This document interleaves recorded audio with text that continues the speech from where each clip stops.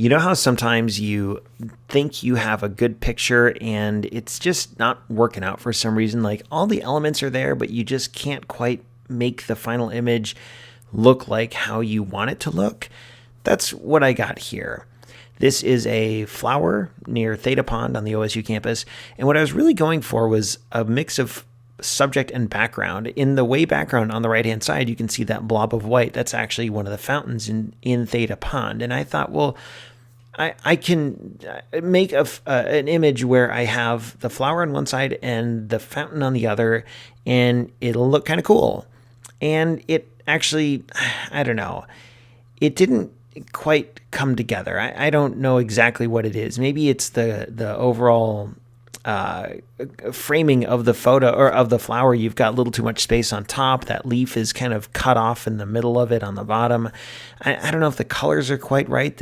It looks really bright on that flower, and it kind of has to if you want to get the brightness of the fountain in there. You got that horizontal line, that big, thick, chunky horizontal line going across the back.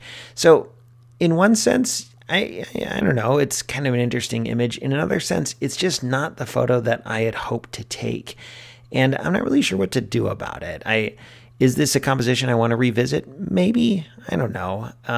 Is it just kind of a learning experience in and of itself? Yeah, I'd probably go with that. I think that's my preferred way of looking at this. I did shoot this with my macro lens, and it was fun to take this picture just to have more experimentation with that lens. And I like, one thing about the macro lens as opposed to a screw-on filter, like with the 50 millimeter and the close-up filter, you get background compression. So this lens, it's 105 millimeters. It actually brings the background closer, like any telephoto lens would.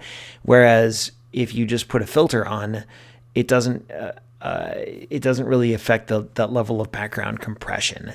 And I know you can get macro lenses that are 40 and 60 millimeters and wider like that, but it's one of the differences I found between shooting with this particular macro lens and my old set of close-up filters. So, sometimes you get a photo and it just works out right. Sometimes it doesn't quite work out right, and that's kind of what I see here.